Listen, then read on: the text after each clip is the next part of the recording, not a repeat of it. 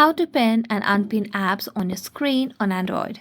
Hello everyone, welcome to this channel. I'm Emily and I'm here to help you out today. So without any delay, let's get started. So first of all, on the settings application and then scroll down to your lock screen.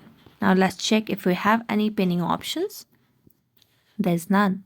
So let's go back and tap on the home screen and check for it again. We find no other options like that. So I'm going to tap on apps again and see if we have any such settings on system apps.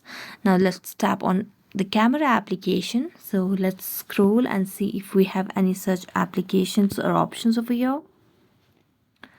So as you can see, there's no option as such. So what this shows is that we do not have the options to pin and unpin apps on our screen on Android as of now. But make sure that you have your app or your device that is updated to its latest version, and if it's not, you can just update it, and if it's there then it does not give you the option of pinning and unpinning, then this feature is not available for your device. So thank you so much for watching this video. See you next time.